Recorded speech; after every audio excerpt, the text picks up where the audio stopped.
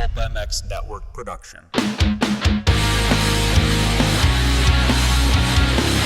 Bringing you a cheeky Brit and an American YouTube racing sensation weekly. It's the LVK More Than Moto podcast with your hosts, Phillips and Kellen Brauer. Welcome back, everyone, to another Leatt LVK More Than Moto podcast. I'm Kellen Brauer, joined by Phillips. Apologies for the off week last week. I was on vacation with my family, as Lewis has so poignantly pointed out on Twitter a few times. But we're back. We're ready to cover more topics. There's some news going on in the off season, and obviously more series still to come with Paris Supercross, World Supercross, Australian Supercross, and many other things in between. So we'll dive into that and more on the show today. But first off, Big Lou, how are you? First off, Kellen, you are fake news. Hate to do it to you so early in the show. I know you're relaxed at this point after your vacation, but let's banish those positive feelings. You ended the last show by saying that you would do another show last week while you were on vacation, and then just crickets. Yes, that I will apologize for that. The place that I was at most of last week had no Wi-Fi whatsoever, so I literally could. I honestly, that doesn't sound like a vacation. That sounds like some sort of pressure test. It was a campground torture chamber on one of the most beautiful places in California on the coast, and there's no cell service, no Wi-Fi, nothing. So I was going to try, but there was no option to do so. My apologies. I don't care if, I'm trying to think of a scenario. Put it this way. If you know those first class suites on like Emirates where it's a proper like queen size bed, if I have the option between that suite for a 10-hour flight or an economy seat, the economy seat has Wi-Fi, the suite does not, I'm going where the Wi-Fi is. You just need Wi-Fi that bad, huh? I cannot think of anything worse than, like, what do you do with yourself? Like, even now, I've just got a text. We've been recording for 1 minute, and I'm already like, oh, my phone's got something going on. I don't know. I just wouldn't. One of the most glorious inventions in the world is the fact that Wi-Fi is now so good on planes, because I don't know what the hell I did pre-Wi-Fi on planes. Read books? Read magazines? What if someone had died while you were gone and you were unreachable? What if I had died? Right. Oh, well, if you had died, then I would have been very sad, but I would have found out about 3 days late. My apologies. Yeah, and then at that point, you would have been less sad because it would have been like, well, that's not true at all. But, I mean, yeah. Everyone else would have had time to process and get over it, and you would have been like, well, if everyone else is over it, then I guess there's no reason to. I'm sorry. I was able to get cell service like once a day while I was in this location, so I was able to get like 100 text messages all at once. Fantastic. But it was great. Like, we went to some private beaches. We went to, on a couple hikes. We played at this campground. Like, just got off the grid. Just a nice reset. Okay, I know you can't fathom that, but it was good. You like the grid. I like the grid. No, I like the grid. Keep me on the grid at all times. Well, speaking of on the grid, we're going to be getting back on the grid here soon. World Supercross coming up in a couple weeks. Level of excitement right now that World Supercross is starting in November. Fucking hell, Kellen. That's a setup, isn't it? Well played. Well played by you, sir. That's very good of you. Backed me into a corner. Yeah. Yeah. Yeah. Yeah, it's going to start. It's on. No. Yeah. No, it's not, I don't know, like, it's going to be good, and there are quite a few interesting stories to follow. I interviewed Christian Craig yesterday about WSX, so, like, there are interesting stories to follow, but I wouldn't say that I'm counting down at this moment. Oh, what about? And also, I still feel as though we're sat very awkwardly with the wild cards and the regular championship, because I can't fathom how we are going to follow a championship whilst knowing that the winners of each race most likely aren't factors. Like, this is what I said to Craig. I said, how do you race when you could be in fourth place and ride around and go, well, the people in front don't really matter? Like, how? That's such a weird way to go racing in a championship. And he quite rightly said, well, actually, it's better for me, because if I'm first in WSX and I can somehow get one of the wild cards in between me and the rest of my class, it'll be great. So that's the motivation, which is true. And from that side, it really is a wild card. But it's still just a bit like odd. It's an odd setup a little bit. And I still want to interview Tom Burwell about the thinking and the lay of the land with this. Because as I said to someone this morning, more than a championship, it feels as though it is a series of Parises. Okay. And then at the end of the 5 Paris race series, we just say, here's a champion who was consistent. Similar to, no one really cares who the king of Barcia is, do they? No one really cares. You more care who wins the main event each night. And then sometimes it's like, and here's the king. He was consistent. Okay. Good job. I was going to point that out, that it is like the French championship. Only the SX2 championship, though, I think is factored in with the Prince of Paris. But it's also kind of no different to the Italian championship, no? Like when you have Fernandez and Geyser and etc. show up for the first round or two of that, and then they just disappear off the face of the earth to go race GPs? No, because a common misconception is that is its own championship. There is the Italian Internazionale, the Italian word for international championship, and then there's the Italian Prestige Championship, which is essentially their domestic championship. The start of the season is its own 2-round championship, completely separate from the traditional championship, where points are reset and round so one who is knew? round Like one. Geyser's probably like a 10-time International d'Italia champion. Yeah. Yeah. Quite interesting that Hurlings has signed Yeah, up that for was Hawkstone. that was interesting, I would right? have thought that. Yeah, I just presumed he would be locked into Italy because that seems to be what HRC do every year. But then maybe it was just a Geyser-led thing. Maybe we're going to see HRC do quite a few different things, and when we ask the question, they're going to say, "Oh, that was never us. That was what Tim wanted to do, so we just did it." I did not want to do a WSX topic, by the way, but go ahead. Sorry. If Jeffrey's going to HRC, allegedly, which we haven't had confirmation of yet. Although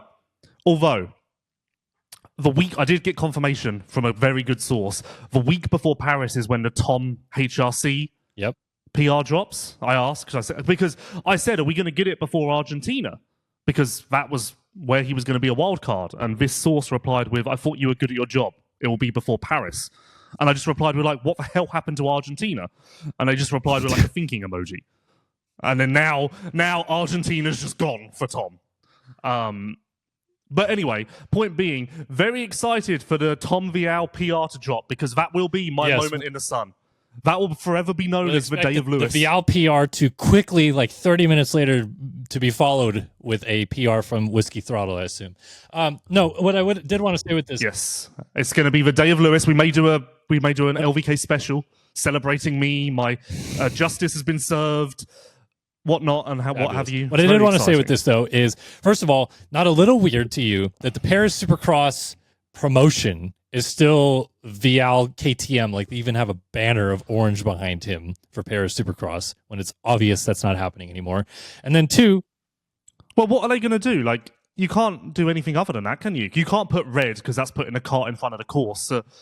Cart in front of the horse. So... in that case, you just do blank color, but then that isn't in keeping with the French design. Flag behind him, I don't know. Anyway, that's been weird to me. Also, as you mentioned, Vial suddenly disappeared off the face of the earth for the wild card racing WSX. And on top of that, as you, I think, pointed out on Twitter either yesterday or the day before, Roxon was listed as a normal full-term WSX name, even though we assumed that was not happening. So what is going on? Yeah, but he's still not, I guess, because I tweeted, Roxon is now included in the regular list. And quite a few people reached out to me who were in the know and said he's only doing the first half. And then if you listen to Colt on Pulp, Colt said, yeah, they said I may get to do a couple of the last ones depending on what Kenny does. So I guess Kenny potentially could do all of the rounds, but as of now, he's not going to. I mean, it makes sense. If you're a Monster Energy AMA Supercross contender, the last thing you want to be doing in December is going to Sweden and South Africa. I guess, but you could win this With title all due again. Respect, it's just you could win this title again. You could keep racing. That's what all these guys are doing, right? That's like kind of the point of Anstey doing this. So, yeah, but it's a bit different when you're a Roxon level talent, isn't it? Like if you're Roxon, Anderson's doing it, I guess. I don't know. I just feel as though if you had the choice, come December, you want to knuckle down rather than race. But I mean, maybe that's just because of what I'm just like a victim of tradition, and that's kind of just how it's always gone. And the off-season races have always been November. I don't know. Of course, so we have the Feld Media Days in early December as well. So it's a busy schedule. This may be reading too much into it, but is the way that Deegan is only going to be racing Buenos Aires and Australia on November 29th, and that Anstey's doing the whole thing mean that they're going to go west and east, basically? Like Deegan will do west, Anstey east? Okay. No, not at all. Anstey would rather do west. He hopes to do west and just keep the ball rolling right into Anaheim 1. That's his ideal scenario. I don't know what Deegan's going to do. I think Deegan's going to do east because there's still these rumors floating around, or these subtle murmurs that Deegan's going to start the season on a 450 and do the first 4 and see how it goes. Nothing that seems too concrete, but those murmurs won't go away. Well, also with this, we're getting so far away from the topics that I wanted to talk about, but this is fun anyway. Yeah, this is good. But this is good. Also this is better. This is with better. Deegan being under the 450 tent this year, does that almost change the dynamic a little bit that it's not the Star 250 team per se deciding what coast he races? Like, he's almost a separate entity at this point, right? Like, it doesn't matter which coast he races because he's under a different tent? Yeah, I would guess that does make sense. But then how wouldn't you factor him in? But then it's Deegan, so I guess he could just do whatever he wants. I mean, ultimately, I guess the 250 team would say, in an ideal world, we want Deegan to do this. And then the Deegans would have their say, obviously. And I guess the 450 team would say, well, we would like this for these reasons. I guess that's how it would work. But yeah, it must be somewhat different to the normal setup, I would guess. Well, maybe we'll do some sleuthing in the next couple weeks and try to figure that out.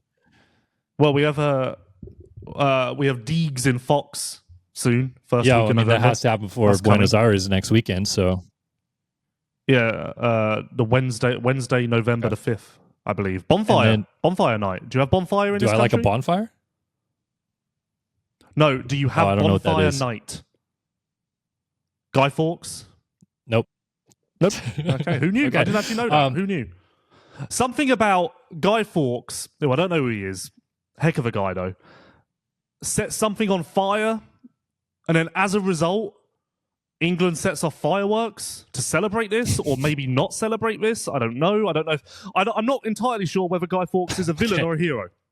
But either way, the result of this dead guy blowing something up is everyone in England sets off fireworks on bonfire/firework. Again, not a topic, but I do want to just quickly run through this. So Deegan, the Fox deal should be announced November 5th. We expect the Tomac Prado KTM thing to be November 3rd. When it... 4th, really? I thought it was 3rd. Okay. Yeah. All right, 4th. No, it's the 4th. When is the Chase to Cowie announcement going to be? That is the 3rd. Okay, so basically everything is coming 2 weeks from now. Yeah, that 1 week is just going to be flat out. Yeah, no.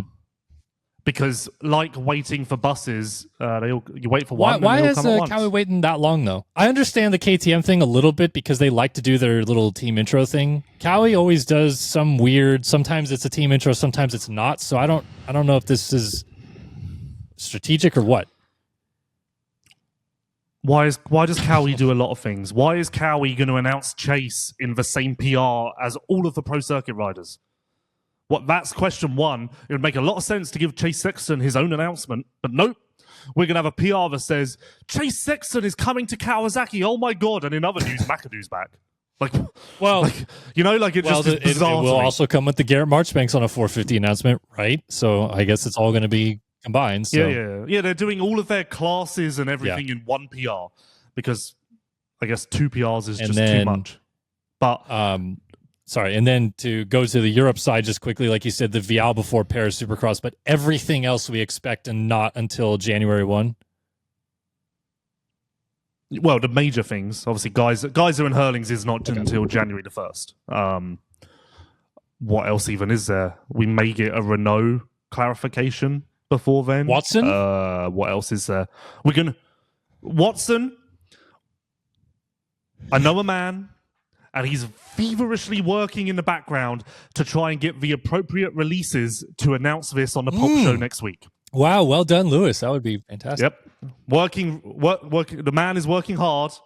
We've already got an earlier release. We're just not quite sure how it's going, but we are working to announce on Pulp, which will obviously the Pulp audience will be beside themselves. Also, I thought it was a bit, I don't know if weird's the right word, but for you to, in a tweet yesterday, say Van Venrooy KTM. I always called it Gebben, but is Gebben not? No, Gebben's left. Not Gebben's at all? not involved. No, because Gebben is I'm probably going to butcher this. Gebben Van Venrooy were two different people. And Gebben is a Kawasaki and Yamaha dealer, which is why in their previous life they were either Kawasaki or Yamaha. They went away, came back as a KTM team, but Gebben can't be involved because KTM technically goes against the dealership. So Van Venrooy is the sole remaining leader of that team. It's not a dealership or something, no? Yeah. No, Van Venrooy is a, I don't know, construction company. I don't know, something like that. But yeah, the person... Yeah. Okay. We've done enough of this now. We can get into the actual meat of the show. But that was fun. That was cool to riff about a bunch of different things. No, it's a million times better than doing a topic. I'd rather just this talk topic, about Bonfire the Night. first topic that I have for you is going to be really fun to dive into. But before we do that, I want to tell you guys about Leatt. Leatt protection is in our brand DNA. It started 20 years ago with the groundbreaking Leatt neck brace and continues today with an extensive product offering of protective gear and riding apparel. But what Leatt really stands for is inspiring confidence and ensuring safety with every ride. Be sure to check out their Moto 9.5 carbon helmet, X-frame knee braces, casual wear, and more at Leatt.com. Thanks so much for backing the show. All right, my first topic of the day, Big Lou, as you probably have already seen earlier this week, a YouTube channel called mysport.tv, which is actually ran by Troy Adamitis, who used to do the Moto Inside the Outdoors series and a lot of different things. He's been associated with a lot of really great works over the years. But he put out a mini doc kind of thing called Cut to the Chase, which includes, of course, Chase Sexton, called him on the phone, and some interesting quotes came out in that. So I'm going to read out a couple of the quotes, and then I just want to do some reaction to basically what was said in this, because it's a weird thing that in the middle of two contract announcements, him leaving KTM and the Cowie thing not being announced yet, he's been able to kind of speak his mind about the leaving of KTM parts. So here's some of the things that he had to say. He says, "This year for me, I think was was a terrible year. It definitely was far from my best year, and I dealt with a lot of stuff this year that I haven't really dealt with just mentally and made it pretty hard. So I think now is the time to kind of reset and go for the second half of my career. That's kind of where I'm at now and trying to right the wrongs that I've made and just hit a reset button a little bit. I would say in the last 2 years, I kind of have gotten away from just how I felt as a kid. And obviously I'm getting older, but I'm still young. I still enjoy riding my dirt bike. I love what I do, and there's no reason not to have fun while I'm doing it. So I think when I say reset and get ready for the second half, just more find that teenage version of myself, find the energy and the fun again." So first off, Lou, as you are the Chase Sexton whisperer, arguably his best friend, reactions to things that he had to say about this. Allegedly. Well, cut it down. Give me one. How about the part where he said this, mentally was maybe his toughest year of his life, basically? Well, obviously there were a lot of bike problems, a lot of shocking stuff going on with the KTM 450 SXF. Brilliant. Proud of that. Really outdid myself with that one. But no, in all seriousness, there were a lot of shock problems. Both at the races and midweek. We all saw Ironman. We all saw some of the crashes in Supercross that were bike-related. A lot of confusion with that, because as I've said a million times, they didn't have that happen in Europe, so why was it happening outdoors in America? Supercross, of course, a different kettle of fish, a different setup entirely, but outdoors, there's no real reason for it to happen when it doesn't happen in MXGP. There was some other stuff somewhat linked to him going missing outdoors that I think that's alluding to, that like after Parla. And yeah, I think that I wouldn't say that I got the impression it was the toughest year mentally of his life, in the sense that every time I spoke to him, I was like, oh my God, this guy is melting down. But I think there was a itch of like, I know how good I can be and I can't scratch it. I think that was a mental toll. Okay. Like wanting that extra 1% and knowing it was obtainable, but setup problems and whatever else kept stopping him from just getting that perfect balance of where he knew he could be. Actually, to continue what he said, this actually ties into the mental side of it a little bit, and I was interested to hear him say this. But in talking about the divorce with KTM that he had, he says that the year really wasn't that much fun, if he's being honest. As far as Roger goes, he helped him a lot. I feel like he was one person that I could go to, and I knew he was going to give me the honest answer, and he was going to help me as much as he could. I still have a lot of respect for him and obviously Ian, but I think just personalities maybe didn't mesh as good as I thought they were going to, and that can be on me. Obviously, I take responsibility for that, and it was time to move on, and you only get so many years as a racer, and you need to make the most of them. So I think that's like interesting, a little bit of a retrospective in hindsight from his side of it, that he maybe internalized too many things, or I don't know the right word of saying this, but like he didn't try to work through these problems better himself. It seems like a little bit more of just like it built up and he had problems with the team, and maybe things were boiling over because of his own doing. No, see, I take that the opposite way. I think of it in the sense of Chase is a very, what would you say, wears his heart on his sleeve and wants the best at all times and is always pushing for the stars. Honestly, as I've said, kind of a similar issue to what I have. Like, I genuinely kind of liken this to me, you know, like I can kind of see a parallel, different walks of life, but I can see, and that does wind some people up. Because some people do just want you to be like, this is good enough. So that's how I kind of take that, is he was always pushing,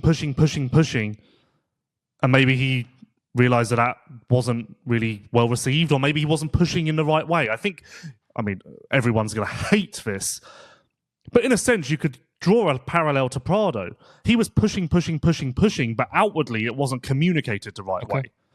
If it was communicated better, both internally, outwardly, then the whole situation maybe doesn't look as dire. But I take that quote as just meaning, like, maybe I should have chilled out at some point, rather than always wear my heart on my sleeve. It's like, literally, it's like Chase has always said to me, me and him can't really talk because we're both too emotional. That's what I take that quote as. I mean, I guess from basically saying what you just said right there, do you think that this is something that he needs to almost address within himself before really getting into the throes of things with Cowie? Like, I don't want to say have a mental coach, but something like that where he can kind of work through his own personal feelings of shortcomings or things that he's dealing with within himself before the relationship with Cowie has any sort of strain on it. Like, you know what I mean? No, because I believe that you should never stop pushing for what you believe you can do. I never think you should settle. And if you believe that you can do more and you believe that your voice needs to be heard, then you should always put that out there. And otherwise, you can't sleep at night. So I don't ever think... I think that's a very valuable personality trait, is to have the belief, the drive, the hunger to push on. It is. At all times. It is, but also there's an art to being mentally balanced. You can't just at all times be hypercritical of yourself, because you're never going to find the best version of yourself then. You're always going to think something's wrong, something should be better. And as we've seen with Chase in the past, he does have a tendency to sort of kind of spiral down the wrong direction, especially with bike setup, where he just gets totally lost and then has to reset. And so that's what I'm saying. You know him, and you know how he acts and the tendencies that he has, and I feel like I do too. And a lot of what he does within himself is good, because it as you said, pushes him to be better, but there has to be balance.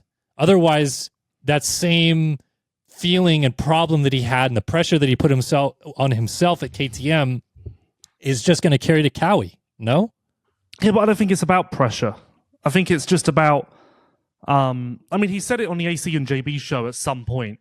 I can't remember exactly what he said word for word, but it was something like he stopped blaming the bike or looking at the bike and started just trying to make the best of the situation himself. So in a way, that, I think, is the accountability that you're talking about, I would argue. But yeah, I don't think I would, if I was in Chase's corner, I don't think I'm telling him to change anything with Cowie, other than maybe to accept when things are great and maybe realize that it's great rather than always find the shortcomings in it, or not, or to like be self-critical. But that would be my only, and that doesn't really apply to the team or anything, or the way you work with a team, I guess. Yeah, I don't know. It's a difficult one, and it's kind of hard for me to answer because everything you're saying, I'm kind of just thinking about myself, which makes it even harder for me to answer. Because everything, that little speech you just went on there was applied to me word for word. All right. What, is that bad? Should I not have said that? No, but I mean, like, I'm glad that we're into therapy with Lou now. Yeah, we really are. We haven't done a good therapy session in a while, have we? We haven't. I forgot that was a brand that we had for a brief while. Yeah. No. But yeah, anyway, next quote. Yep. Okay. Well, the only other thing that he said that I thought was kind of interesting is when Troy asked him about the financial struggles that KTM had, whether it like put any different sort of pressure expectation on him about like the worry that he maybe had about the brand or things that would be associated with them being, financially in a bit of a hole. And he basically said, no, it motivated him because he wanted to put the brand on top and like make the brand successful again and be, sort of that catalyst that they could rely on for someone that's doing positive things for the brand, even though things behind the scenes may be struggling. So again, I don't think we need to deep dive that too much, but that I think that's cool that like he, really wanted to, do the best possible thing he could for the brand in that moment. And that's race to win. I mean, that's politically correct as hell. But you don't think it's true? Yeah, I mean, I'm probably sure it is I'm sure it is to a degree, but that is politically, if you want a PR answer, there it is. I mean, I know for a fact it didn't actually wear on him, and I know everyone got paid on time, and so there was no reason for it to wear on him, but still, that is one heck of a PR answer. That's your guy. Wow. Man of the brands. No wonder every team wanted him for 2026. Did you like, though, that, Troy put that together? Chase got to have his say about leaving KTM. Like, I wish that there was a little bit more of that. Like, we're not going to get that from Vial, I feel like, about leaving KTM and all this stuff. So I would be curious to know how it came about. And to be fair, to Troy's credit, I never really considered that you can do an interview in this interim where KTM is announced as being over and Kawasaki isn't official yet. Like, I never actually thought of that. I just kind of thought, well, we'll wait until everything's official and then just do it all. But I guess that's actually quite a little coup. And I mean, can we discuss the views that this video has? I didn't see. Well, how many? It's like pushing 100K in a day. So there has to be some serious funding in that video. There's no way this is just organic traffic. I'm sure there is, but you can see the production quality of it is as high as it gets in our sport. The amount of shots that he has, the behind the scenes, the training, he pulled no stops. He got broadcasting rights from Supercross even to use the, voiceover stuff. Yeah, I mean, none of the race. So none of the footage was his, was it? He outsourced it from everywhere. Oh, I'm sure some of it was. I would bet some of that A1 stuff is his because he was out in California at the start of the year and all that. So, but like a majority of it was Converge, KTM, Supercross. I know that. Probably. I mean, it says that in the description. Yeah. Yes. Yeah. Yeah. No. Interesting. Yeah, but a small round of applause to my sport and Troy and everyone over there. That was cool. More of that, please. Speaking of more of that, how about Racetech? You guys can get some high-performance springs, gold valve kits, conversions, components, and more at racetech.com if you're looking for things to feel a little bit better. Racetech gold valves provide a plush feel with drastically improved bottoming resistance and increased traction. All Racetech products are 100% guaranteed and made in the USA. And another cool thing, if you go to racetech.com and you look through their list of brands that they service, did you know this, Lou? They actually service vintage motorcycles, Bull Tacos, Kajivas, Makos. Racetech will go through your suspension even on those bikes as well. Oh, of course they will, Kellen. They don't discriminate. If you're a man of the past, you can get the same service. What else would you expect from a brand like Racetech? Yeah, it's excellent quality at all times. So thanks to Racetech for backing the show. All right, my second topic, and honestly, this could be my last one because I didn't want to take too much of your half of the show, Big Lou. But I wanted to riff on Justin Barcia, obviously the end of his time at Gas. And the reason why I wanted to do this one specifically is it's interesting if you look at Barcia's career now in retrospect before he goes to Ducati next year, that he's really had like 3 complete tenures at different brands. And in a way, not so much the Yamaha time because it was split between JGR and Yamaha, and there was a random Suzuki year in the middle of that. But it did feel like a lot of that time was Yamaha. He spent 5 seasons with Gas. He actually had the most 450 races on Gas compared to his other brands. He had less with Yamaha and obviously less with Honda because he only did 50. But which part of Barcia's career really stands out to you? Like, if you think of if his career ends today, what do you most remember Barcia as being on? Like, what brand associates you with Justin Barcia? Honestly, going against what you just said, I think maybe Yamaha. Really? Yeah, it's true what you said about JGR and Suzuki, but I almost don't think of JGR. That doesn't register with me. What registers with me is the factory Yamaha period, which must have been a little while. When I'm trying to think, 2018 to 2020. Okay. I mean, admittedly, it feels like it was longer than that, but that's still long enough, longer than Chase went with KTM and whatever else. For some reason, that does stick out in my mind more than anything, which is weird. Would you say maybe it's just because like he had maybe the most consistent success on a 450 at that point in time? Like with his Yamaha career, he had more podiums. I think he had more wins. Yeah, for sure. He had 2 SX wins on Gas, 2 on Honda, and I guess just 2 on Yamaha because he only has 6, I think. So did he not evenly split? He went on Yamaha at Anaheim 1. He went 3-1-1 from memory because 18 Marvin won, Anderson was second, Barcia was third from memory, complete memory. But no, maybe it's just because Anaheim 1 is the biggest race in the sport and he won that on Yamaha a lot, so therefore that registers in my mind. I don't know. It's completely subjective and personal preference and whatever else. For some reason, the Honda years feel so long ago now that it barely registers. And not to mention the fact that Gas was a red bike. So the red bikes are just kind of blurring together, hard to distinguish between the two, and we're going to get another one here next week or the week after. So, yeah. Yeah, he's definitely spent most of his career on red. That's an interesting point. Let's talk about his Gas tenure real quick, though. I believe when you interviewed him at the final SMX race or one of the final SMX races, he said, I was with them from the start till the end, basically, because the Gas program came in 2021. He won the first ever race with them that year and obviously stayed through until, they went to a factory program in-house away from Troy Lee and then now leaves them as Gas leaves the sport professionally. Just looking back at his Gas time, do you feel like it would be considered a success overall, what he did with the brand and what they accomplished? Yes, a success for sure. Maybe not as good as it could have been. I think that at a point they got Barcia, he was fairly highly touted, and obviously winning on debut only spurred the excitement. He certainly wanted to be on an Austrian bike. So the partnership, the link-up was fairly well hyped. I would think it's fair to say. So maybe from that angle, you would have expected there to be more than 2 wins. But I don't think it was bad by any means. And one thing that Barcia's done well that I think saves him a little bit is the bad years, 2024 Supercross, this year, outdoors, and other things. He was always quite forward-facing about, we're struggling with this. Yeah, I can't do this. Yeah, we're working on this. So that kind of stops you just judging the bad years purely based on results. If anything, Barcia's maybe the perfect example of how a rider should act and speak in the media and whatever else.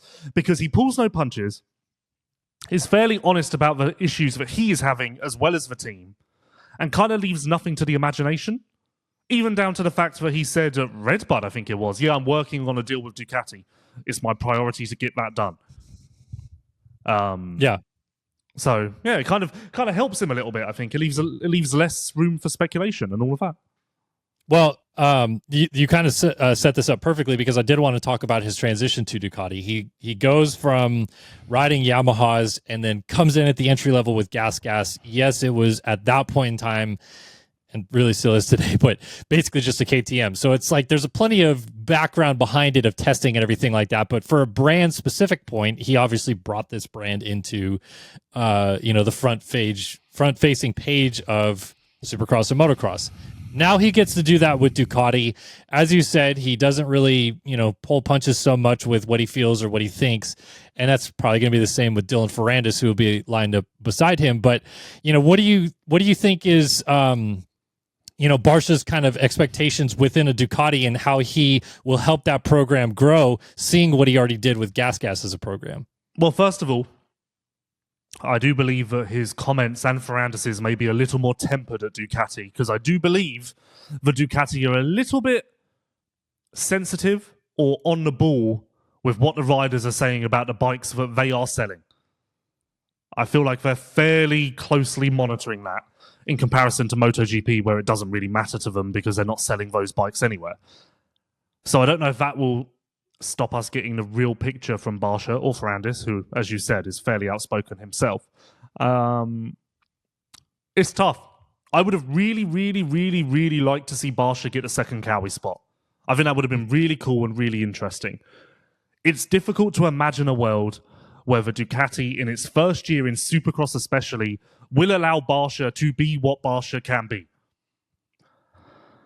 So in which case, I find it hard to predict much, and I also find it hard to stomach the idea that maybe he's just riding around in 14th because that's all the bike will allow him to do.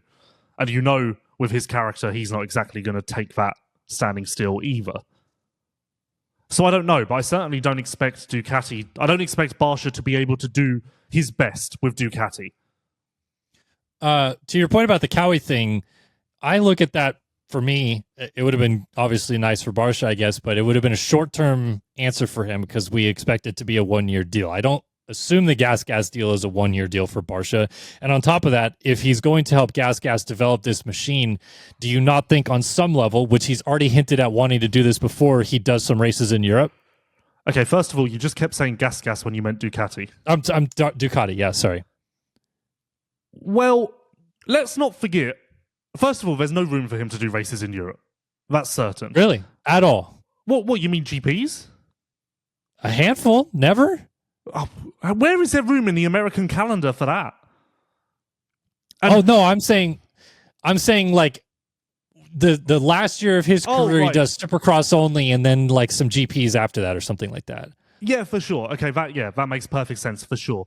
And yeah, the Kawasaki thing wouldn't have made sense on either side. I'm just saying it purely from a selfish perspective. Yeah, it would have been very interesting to watch, and I think it would have been, just cool to see it play out. But it made no sense from Cowie's side, because why would they want someone on his way out? And it's much better for them to promote within, because they haven't done that in a long time. And it made no sense on no sense on Barcia's side, because he would have just backed himself into a corner. Anyway, let's not forget that it wasn't that long ago the Ducati were fairly certain that they weren't going to race Supercross in 2026. And they were fairly steadfast that they didn't feel as though that was a good idea because they weren't going to be ready. First of all, that will forever loom large over my outlook on what Ducati does next year. Second of all, I guess I can say this, around a Supercross, I was talking to Barcia about the Ducati and the knowledge I have from people I maybe know. And I said to him, so are they going to do Supercross or what? Because they've told me on record that they don't think Supercross is going to happen. And he was like, at this point, he was like, oh, I don't know. And I said to him, well, even if that's the case, it would be quite cool, wouldn't it? You could do outdoors only and start the year in GPs. That would be sick. Like, why not? And he was into that idea. So yes, to your point, I do think that the concept of racing GPs towards the end, not a full season, but occasional one-off appearances, would probably excite him a fair amount. I mean, it's the perfect landing point for Barcia and Ferrandis, because realistically, they're both somewhat fortunate to have factory rides at this point in their respective careers. And not only is this a factory ride, a well-paying, all-singing, all-dancing team, you'd rather be on Ducati than Rock River, wouldn't you, of course? No hate comms. So not only is it that, but it's also a pathway out of racing to do some other things like testing and abbreviated calendar or whatever else you said, similar to Caroli. I'm sure that they're going to want an American ambassador as much as they have Caroli as a European ambassador. So yeah, it makes perfect sense all around. I just don't know where the results will be, indoors especially. Okay. That's fair. And I mean, you're right. Like, Caroli and Barcia are tight. I mean, shoot, I saw their kids all playing together at Millville a bunch this year, and they just were having a powwow. So, no, I think this is going to be cool for Barcia. I think that this is going to be the perfect spot to transition to post-career life for him. And I just, I hope it doesn't go disastrously. I hope that for the most part, they just get good results. The bike holds up. I don't expect anything crazy. What's the ceiling? Like, what's Barcia's best result on a Ducati in 26? In Supercross or outdoors? Supercross. Maybe a top 5 in the right circumstances. I mean, maybe there are quite a lot of Supercrosses, so maybe by the time we get to round 14, they've made massive leaps and it's a little more within the window. Considering we're starting from quite literally zero right now, that seems a little bit too far-fetched to dream about in my mind. And from what I've heard, I think there is a lot of work to do on a Supercross track from preliminary testing. Right. For me, I think if either him or Ferrandis get a top 5, it should be considered a win. I mean, for sure. The fact that they're getting this bike rushed out basically to race Supercross, and it should be a win. So anyway, no, it's cool to see. Like to see the 3 different stages of Barcia's career so far. Now chapter 4 basically begins. Soon to be announced. And on that point, I do think that the headline at some point in Supercross, including on this podcast, will be, should Ducati have stuck to the original plan and just not race Supercross this year? I do think we're going to get to a point at some point where we are debating whether this was too soon.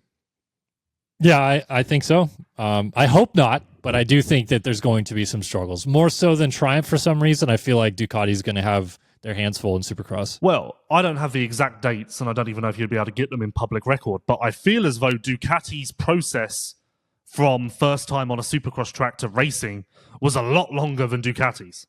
Maybe not? Yeah. You mean Triumphs from the beginning? You said Ducati's. None of us can do manufacturers. Neither of us can There's speak too about many brands these days. There's TMs out there somewhere. There's Fantics. It's all over the place. No, but very cool to see. Did you see that Fantic is in financial trouble? No.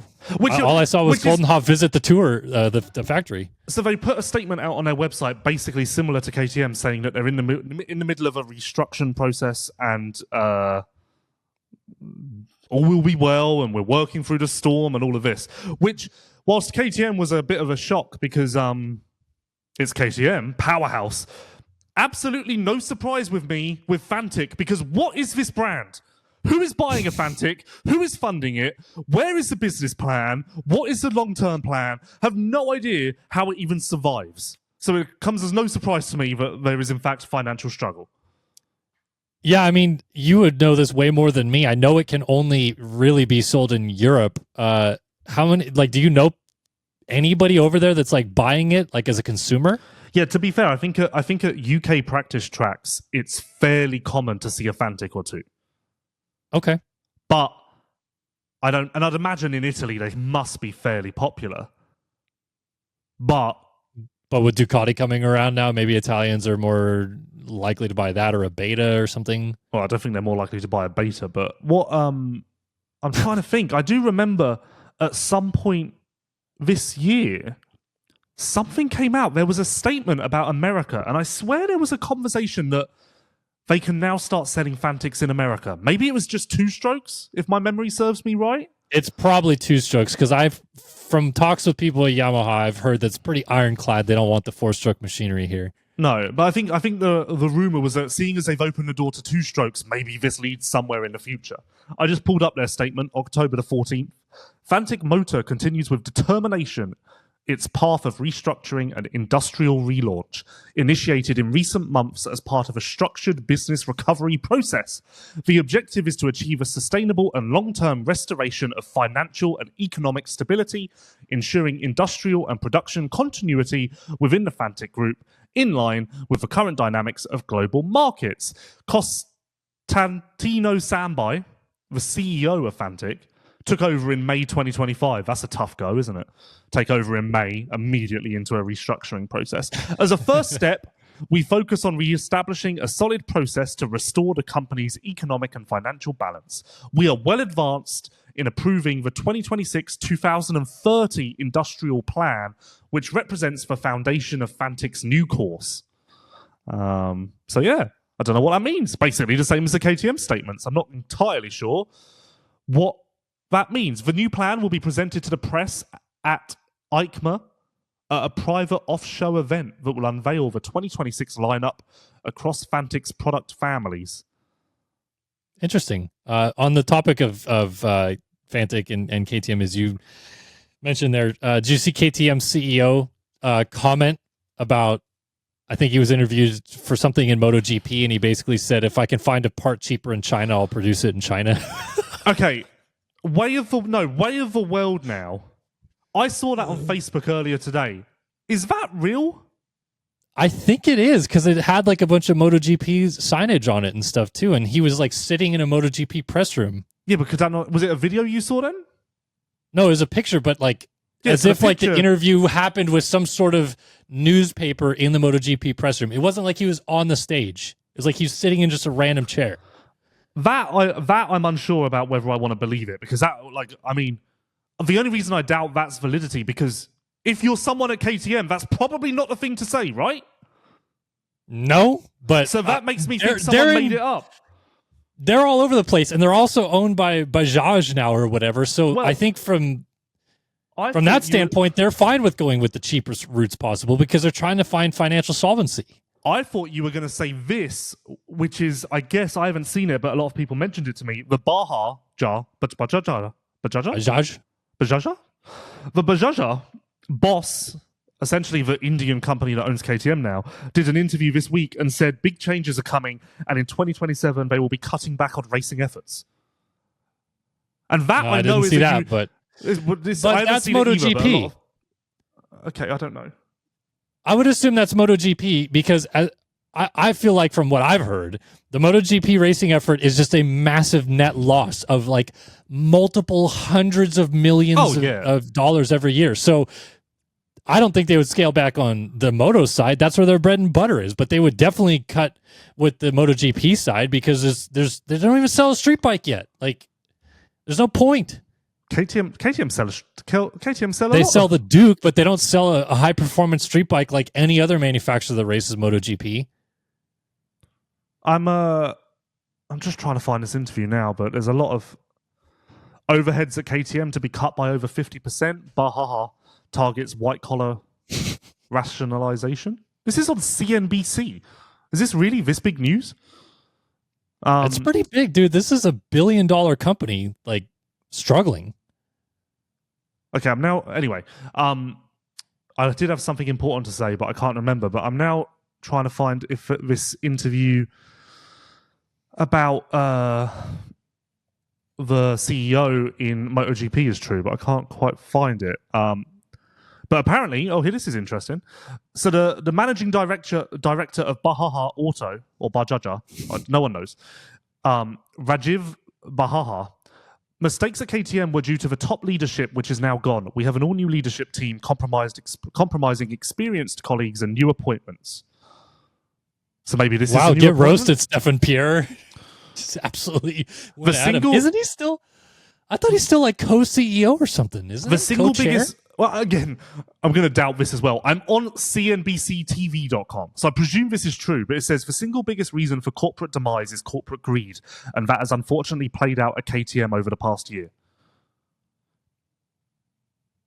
But I get roasted, Stefan Pierre. I can't see anything in here about racing yet. I'm scrolling. KTM has already reduced its headcount from 6,000 to 4,000. Though he noted that only 1,000 of these are blue-collar workers, with the remaining 3,000 being white-collar staff. You know what? I'm just going to search for the word racing to see. Nope, there's no word of racing in here. But anyway, if the boss of Bahaha is listening to this, we'd love to be sponsored. We don't have a manufacturer. We love India. I'm a big fan of the Taj Mahal. Chicken tikka masala, also good. And poppadoms. I love poppadoms. Big fan. So come on down. I didn't think you'd be a tikka masala guy. Isn't there mushrooms in it? No, I don't think so. It's just chicken and whatever curry is. Okay. Anyway, All right, that's all my topics. Let me tell you guys about Namura real quick. Namura has been a trusted name in performance engine components for motocross, ATV, UTV, and personal watercraft for over 20 years. From complete rebuilds to high-performance upgrades, Namura delivers precision-engineered parts built to perform under pressure. Their expanding lineup includes cast and forged pistons, connecting rods, gasket kits, engine valves, and cylinder kits, all designed to meet or exceed OEM specifications. Find full product details and application coverage at Namura.com. All right, Lou, what do we got? It does seem as though that quote from the CEO is correct. I mean, it's on multiple websites, so I guess. When I saw it, I couldn't remember where I saw it now, but when I saw it, I was like, "Damn, that's gnarly," and it also looked extremely legit when I saw it. Well, yeah, I saw it on a Facebook page, so you can understand my skepticism. I think I saw it on Instagram. So, well, I love poppadoms. Just want to put that out there. Speak my truth. Cards on the table. Bring me in. I'm ready to be sponsored or whatever you want to do. So I have multiple topics, actually. I've got some non-moto. I've got some other things. But I thought this would be quite a nice one. 2025 racing as a whole. Who overperformed the most compared to preseason expectations? Difficult, because you have to cast your mind back to January. And of course, as the races go on, you kind of align your expectations a little bit to the point where you're maybe not as surprised as you should be. I've got a list here. I've got a couple for each. The top of my list of overperformed is Seth Hammaker, because although now we're like, yeah, Seth Hammaker, when he won his first race of the year in Indy, there was a lot of just good for him. Yeah, that's cool. You know, like it wasn't so much, here we go, he should be doing this. This is it, finally. It was very much like, oh, how nice for him. So Hammaker, I think a lot of people are giving him a lot of credit for this year, but I think no one's giving him the credit he deserves based on where expectations were in January. A. Secondly, and I think this is quite an off-the-wall one, I have Moserman. Because podium in Supercross, let's be honest, it didn't go well last year when he first debuted with Star. And I think if you told a lot of people that he would podium in Supercross pre-January, they wouldn't have taken that. They certainly wouldn't have bet on it. And then add into that the very consistent, steady, solid results outdoors. I feel like you couldn't ask more for Moserman. And he's certainly getting the short end of the stick as far as credit and whatnot. He's back at Star, so I guess that's all the credit you need. But I feel like Moserman maybe isn't giving or receiving the credit he deserves, because again, as he kept doing better, I think everyone just kind of slipped back into, well, this is Moserman, of course he should be doing this. You kind of forget where he started from. Yeah. More? Thirdly, and I feel like this is controversial, but again, going back to January, Juju. Easy to forget that he came out in Supercross firing. And I don't think people expected him to win round 2 and at points in the West Coast swing be the clearly fastest rider. Then, I know outdoors was shaky, but the first couple and a couple in the middle were really good. So I think the Juju, on the whole, gets the award for me. And then in MXGP, I just came out with Coldenhoff, Bonacorsi, and Hawkmo. You? All right. Well, Hammaker to me should be the winner, hands down, of this award. Because while he has proven it in the past, this year was by far the biggest turnaround that he needed, that camp needed, everything. So I think he's the winner of this award. But I'm actually going to go a different route, and one that no one would probably think about now. But I'll go Cole Davies, because I think that 0% of people would have thought Cole Davies would win 2 races if you go back to Anaheim 1, before Anaheim 1. Yes, was he the SMX or next champion or whatever and all this, and highly touted and fast, and sure. I don't think anybody would have thought you throw him on the track right away at Anaheim 1 and he would develop into a Supercross winner, borderline title contender his very first year. Yes, he got hurt, got landed on right at the end of Supercross, and only made it back for the last handful of outdoors and all that. But to me, outkicked any expectations any people had of him at January 1 of 2025. I'll counter that.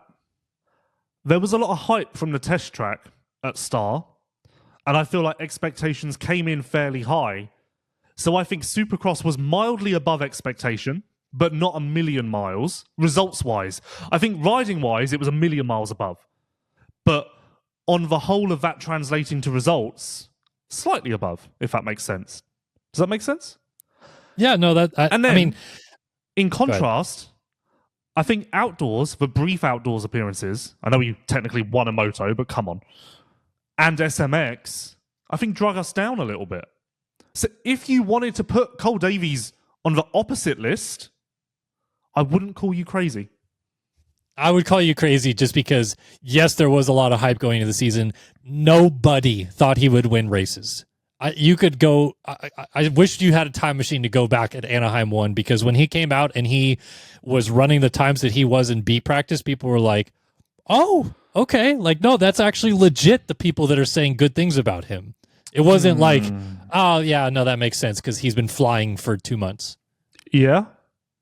So, but anyway, that's one of them. Another one, sneaky one, but I do think he deserves some flowers for this. I think RJ on a 450. Yes, Nations has totally tainted anything good that we had to say about outdoors, but I think a lot of people thought rolling into on a 450 outdoors, first time doing it, we were going to see big moments and cartwheels, and he was the opposite of that. He was as steady as it gets, consistent, a top 5 guy, podium guy at the end. I think, again, not many people expected that of Hampshire, and it turned out to be way different than what people thought, which is why I would put him on this list. Okay.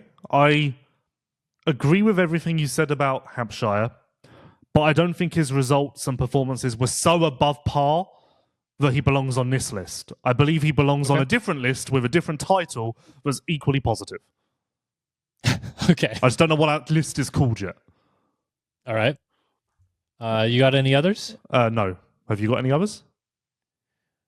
Joe? The thing about West Coast, and I was going to say this actually, when you said about Davies and Anaheim 1, and if you said he'd win a race, I think that we, on the whole, were all so adamant that Deegan could potentially run the table that you could say that about any West Coast competitor, and it kind of applies. Joe's a good one.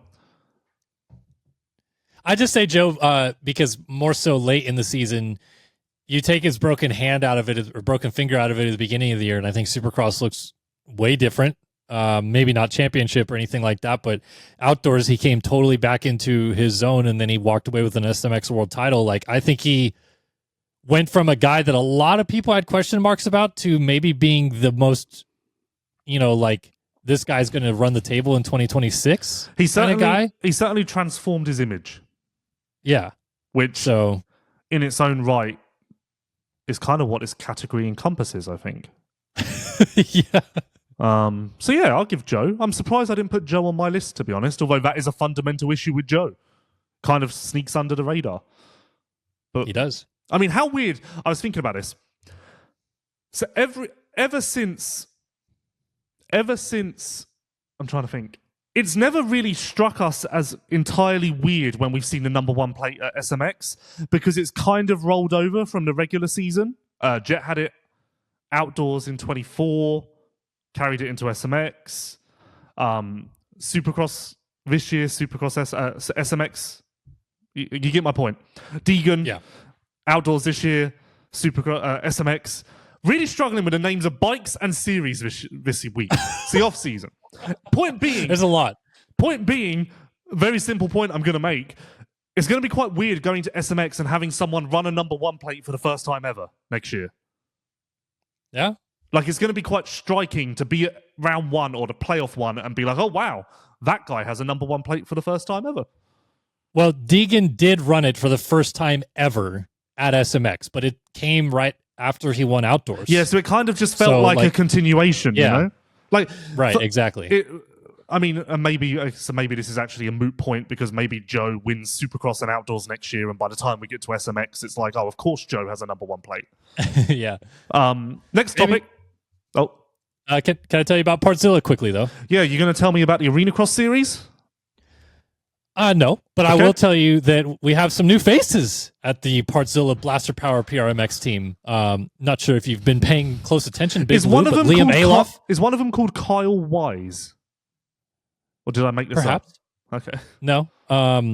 But for sure, Hamden Hudson is there as well. And also Liam Alof comes on as an amateur. Okay. So that's kind of cool. I'm excited for the Liam Alof signing. I know you're really closely monitoring the amateurs, but Well, you can't see my seat, but I'm on the edge of it. Partzilla.com, though, is the premier OEM parts dealer and distributor. They sell OEM parts for Honda, Kawasaki, Polaris, Can-Am, Suzuki, Arctic Cat, Ski-Doo, and Yamaha motorcycles, ATVs, PWCs, and snowmobiles. Visit Partzilla.com to see their extensive line of parts and accessories. But yeah, obviously a little bit of team shakeups. Base Flug out, Yoder out, Hudson in, Alof in for now, and maybe more to be announced soon. If you had given me 1,000,001 guesses or tries to name the Partzilla PRMX team of this year, I can tell you with confidence that in my 1,000,001 tries, at no point would I have named Boasflug. Sad. That He did saying race. you saying that name has just like taken me into a time warp because I feel like I've not heard that name in a very long time, and equally, I did not think I would ever hear that name again. Yeah, no, he's dealing with the injury bug quite a bit, unfortunately, but not back with PRMX. Is he going to? Chambers is, though. Your boy. Chambers said I changed his career. All the way back to Detroit. Yeah, who can forget Detroit? Press day when I'm stood behind Kellen, waiting to interview Chambers, and in Kellen's interview, Chambers is telling Kellen how he had a conversation with Lewis, and Lewis inspired him. Brilliant. That's in my. You changed lives. I forgot about that. I was going to say a funny show would us be doing our highlights of 2025, but I won't remember moments like that well enough unless it jogs my memory. Maybe at the very, very end we'll do that, like Christmas special. We need to do an awards show as well. I think we should. That'd be fun. And speaking of, sorry to cut you off. Speaking of specials, the LVK BMP crossover is potentially scheduled for next Thursday. Coming soon to a theater near you. Yep. So there's that. So on the other end, based on expectations pre-2025, who underperformed? Racing worldwide. I'll go first because obviously you need to think about it. Brilliant of me to do this. It's like jumping in front of a train. But Thai Masterpool. No. And really, does it need justification? I think not. Got sixth in SMX though. Yeah, well, I'm more thinking regular season. And then also, apart from that, I really struggled to come up with American names. But the name that stuck out to me from MXGP, and simply because of how high expectations were, Guillaume Farès. I personally felt like Guillaume could do really well. Not a title contender, but kind of right there in the second group. Lots of podiums, win a GP, and he kind of didn't. And I know that people had similar expectations, but I also know that some people feel like he overperformed. So I think that's just purely subjective. And then I also had Renault, but he hates his bike, his body is falling apart, and he basically had a horrific season of health and bike problems and whatever else. So I don't think it's exactly fair to put him on this list, but at face value, it was a disastrous year. Well, I'm surprised you didn't put your dear friend Jago Geertz on this list. No, because he's not. Because such is life. He's in such a rebuilding process that like the expectations were never high for this year. You know, like I guess like there was never any disillusion that this year Jago would come out and just be a winner again. It was always going to be a case of building the steps up. So that's why it's important to clarify this is based on expectations in January. Well, what about disappointment from the standpoint of it could have been so much better based on the first round, but Mattia Guadagnini? Yeah, but then I struggle with that because Mattia's results very much mirrored with Sua's. Their ebbs and flows kind of went together, which to me says it was bike-led. Yeah. And also, obviously we're not going to discuss it, but it goes without saying Prado. Yes, I was going to say you missed a very obvious American one. We're not playing Jorge that game. Prado. So I wrote an article. I've written an article about Prado, my final Prado article, and I sent it to a few people yesterday and just said, read this and tell me if it's like good or not, because I know that people are going to see another Prado article and go, oh, whatever, like fuck this. But I tried to take it from a very different angle and kind of looking forward rather than looking back. And the two people I sent it to replied with, that's really good. It almost makes me want to cheer for him. And now I'm like, oh no, it wasn't meant to be like that positive, and now I don't know whether to post it because if I didn't realize it read like that, so now everyone's going to say, oh, kissing ass. So that may never make it out of my drafts. Okay. Man, I don't know. It's tough to pick out like, oh, they really fell short, but I'm thinking of guys. I don't know. I want to say Anderson because of how bad it ended up going in the end, but then obviously he puts out the issues on Dark Side Show about the thyroid and stuff. And were expectations ever really higher than this? No. Can we say like Kulas? How bad Supercross went, where people were like, you know, oh, he'll do okay in Supercross. Things will pan out, and then, I mean, it was bad. Yeah, you can do Kulas. Okay. It's hard. Surprising. You would think it would almost be harder to do the positive than the negative, but actually the negative. There was just one massive negative. Yeah. And we talked about him for 6 months this year. So, and that is, I don't know what else you could say, you know? And that one massive negative that dominated headlines was, of course, the way that Steve Mathis runs Pulp MX. I mean, I guess if we go back to Supercross, can you say Forkner? No, I played with Faulkner on this because I was like, does he go on a positive list or the negative list? And I decided he just can be in the middle somewhere because I genuinely had a conversation with myself about him putting him positive and putting him negative, and I couldn't figure out what was acceptable. Because I mean, it was really bad in Supercross at one point. So. Expectations in January were obviously higher, but then very quickly in February, expectations crashed. And actually, the rebuilding from there was quite good. So if you're saying expectations from February, I would say it was actually quite positive. If it's expectations from January, actually quite negative. Yeah. Okay, that's fair. I don't know that I have any others. I mean, like there's ones a little bit further down, like Nichols maybe should have been better. Things like that. Marshall Welton, just a guy that he was national number 35, and it was much worse this year for him. Yeah, well, I mean, you're in the weeds at that point, are you? Because you can say no. I know, but I'm just trying to pull any name because it's tough to pick one other than Prado. So, well, you'll see, Kellen. Haters like you, we are going to show you. I like Jorge, and I really hope he wins races on a KTM. I really do. I didn't expect. I tweeted this week. If you are anti-Prado, what can he do next year to win you over? 123 replies in 24 hours. Did not expect that, which just proves how many anti-Prado people there are out there. There were a lot of people that just said he can't. Yeah. Right? I mean, I looked at a couple replies and people were like, no, he's tarnished himself forever at this point. Well, so I was writing this Prado article. That wasn't just a random tweet. I was writing this Prado article about what can he do because the battle off the track is far greater than the one on it. And I was like, you know what? Let me get some context. And so that kind of fed my article a little bit. I also wrote an article today on Dean Wilson's MXGP contract in 2012 that never happened. With? Do we get to know CLS. who with? Oh. Yeah. It's quite a little I thought it was quite interesting little tidbit. Anyway, I've got a non-moto if you want to do it. Let's do it, yeah. Okay, we don't really do non-moto anymore, but never mind. You know what? Actually, scrap the non-moto. I have a non-moto story.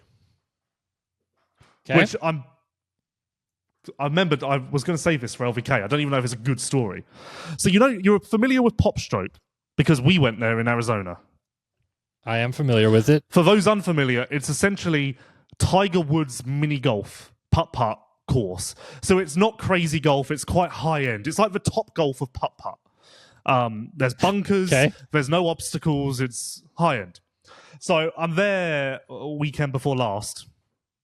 Busy. Guy behind me has his own putter, glove, his own ball. Okay? And I was having a terrible game. It was the first 5 holes, and I shot 1 over par each hole.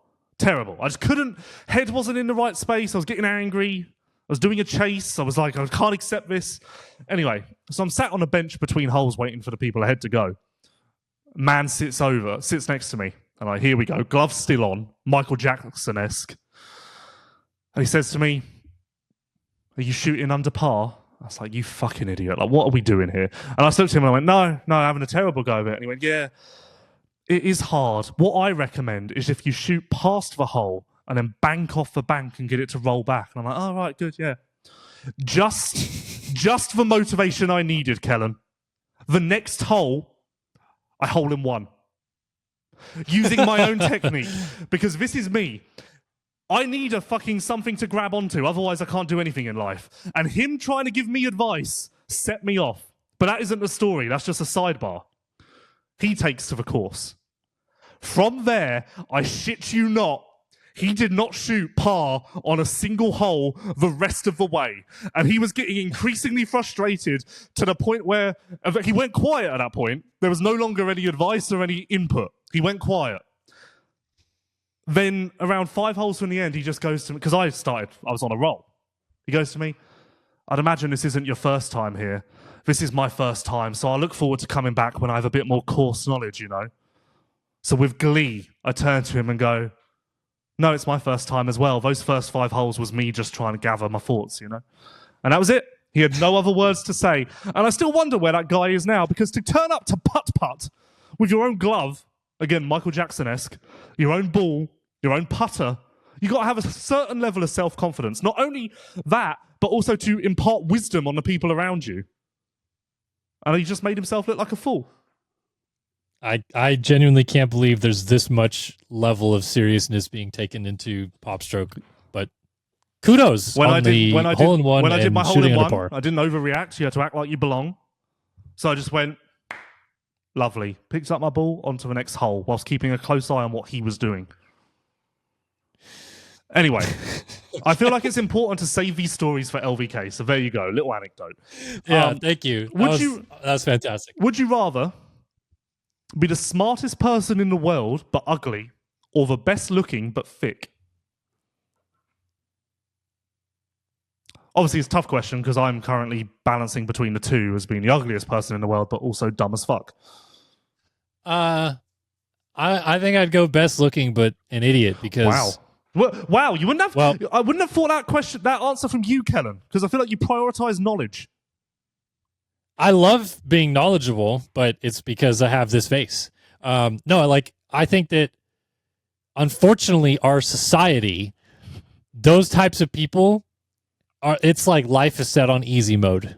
They get stuff handed to them. They get these modeling contracts. They get this, they get that. And some of them do work hard, but I think a lot of them, it's just like, oh yeah, I look good, and I just get money for it.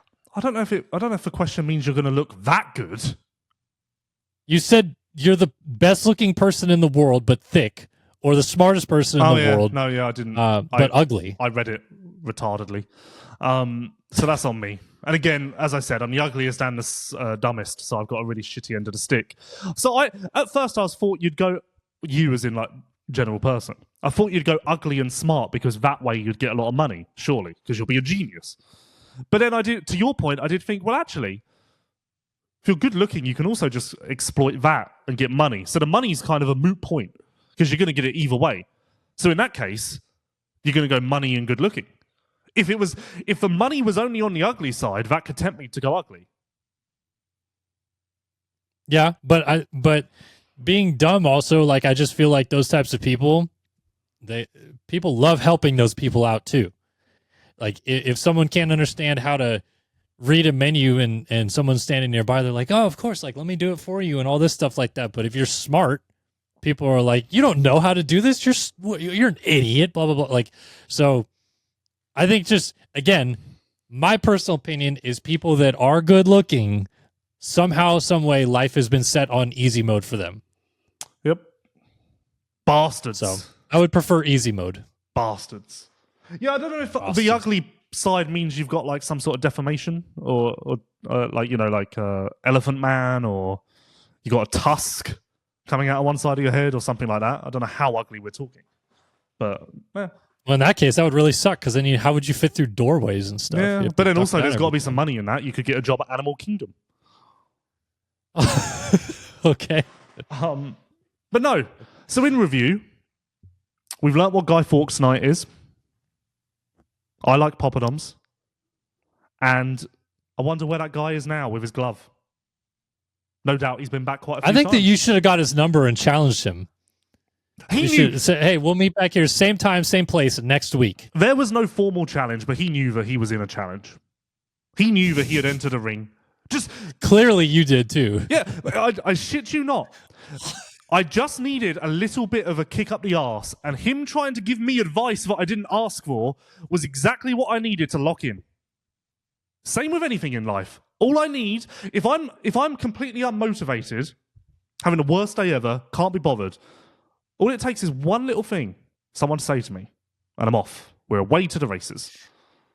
Well, since you compared yourself or the Sexton quotes and all that to yourself earlier, I think the flip side of this is we find some way to find that guy that motivated you at Popstroke, but in Chase Sexton's version. And I don't know if that's like some weird vet B-class rider that thinks he knows everything to come by the Cowie rig every week and say, oh, you know, you need to try this or you need to do that to get Chase really going. But I think that will turn the motivation around. Well, I know what to do because it's a great running joke and I feel like it works quite well, is I'll just go to the Cowie rig each week and go, I'm looking for my good friend Prado. Do you know where he is? And then when they go, oh, he doesn't race here anymore, I go, why did you get rid of him? He's way better than this guy. How long do you do that until someone like actually gets mad at you? I don't know. I've been doing it quite a lot. Every SMX round and the Nations, I literally walked over to Cowie and went, "Where's Jorge?" I felt like it was wearing a little bit thin.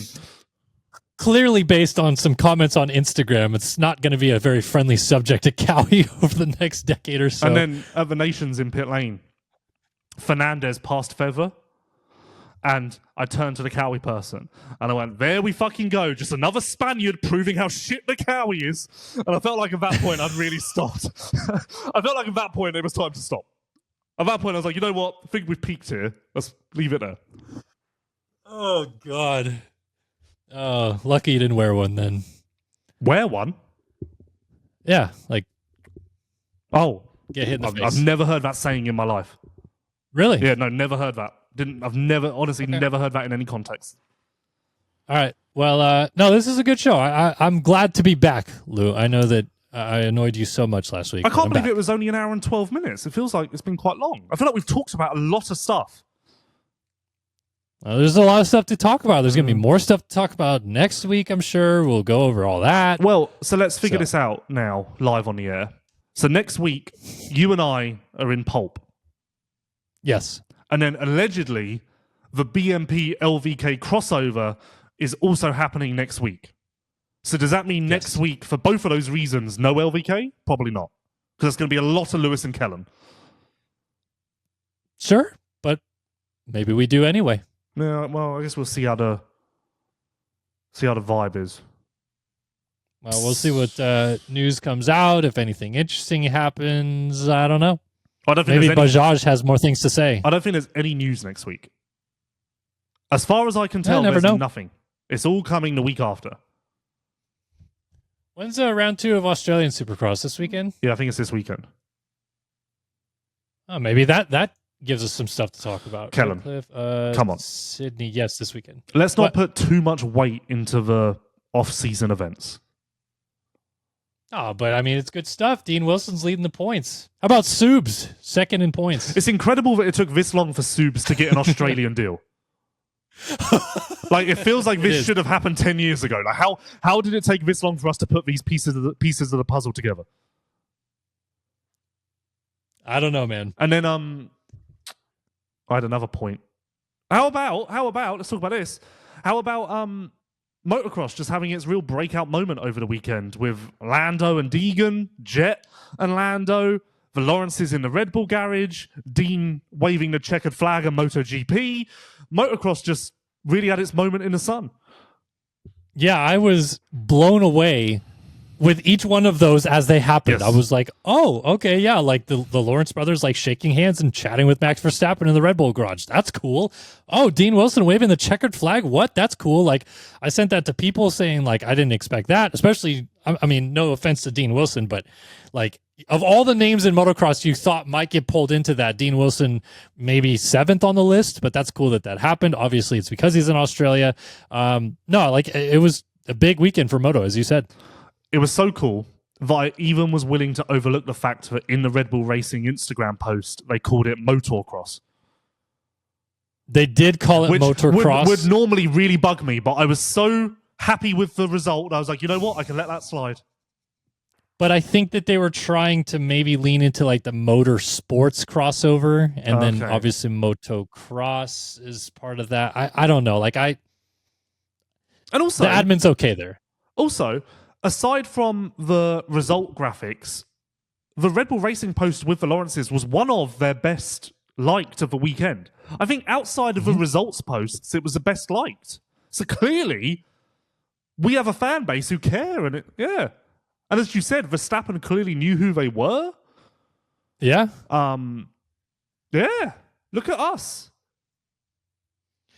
Yeah, crazy. Deegan, what did Deegan do? Like with Lando, they like did burnouts in the street somewhere. Yeah, to launch Lando's new Monster drink. They did like a pop-up shop to launch a flavor. I'm not sure how Deegan factors into that. Actually, now that I say it.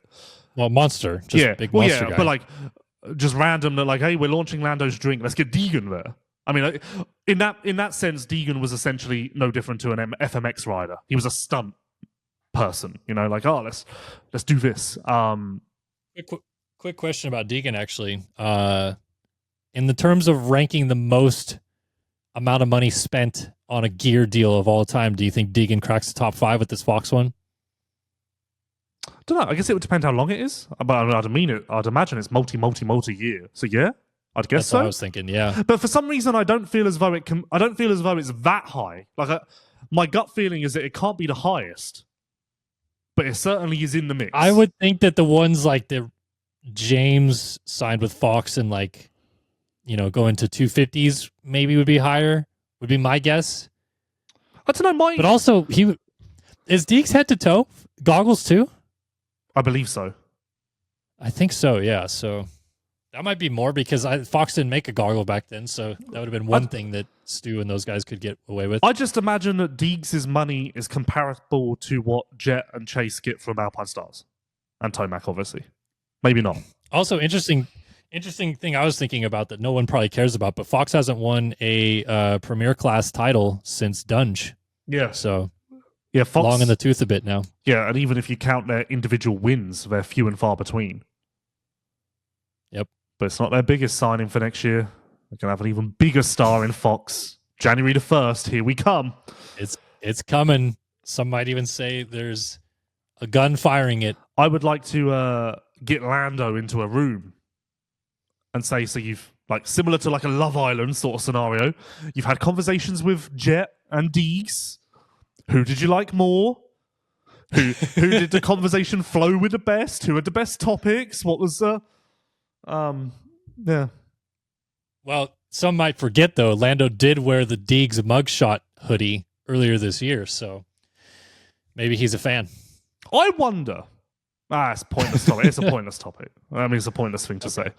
I don't know. I was just gonna say, I wonder if we went through Monster or somewhere and said, Lando's clearly into moto. We want to interview him, but only about motocross. Like, we're not going to bother him with all of his normal silly questions if actually we could get that easier than we think. Why don't we try? I don't know. Well, maybe we can educate him on Guy Fawkes night. The L in LVK could turn into Lando. Well, that's my idea. I'm not getting bumped. Maybe it turns into LVL. No, well, let's just hope that his middle name starts with a K. If his middle name's not Keith, then it's not going to work. All right. Bummer deal. All right. Is that our show? Yeah, I think so. All right. Well, to be determined on next week, but we will be in Pulp together to have a powwow, and it'll be fun. Maybe we get the BMP LVK crossover next week as well. So plenty of stuff still happening in the world of moto, and it's going to be firing off soon with World Supercross in a couple weeks as well. So that's been our show, brought to you by Leatt, the LVK More Than Moto podcast. Thanks again to Leatt, Racetech, Namura, and Partzilla for backing us every single week, and we look forward to seeing you guys next week here on LVK or the Pulp Show or the Blair Mathis Show or wherever we are, but our faces will be somewhere, and we'll see you guys then.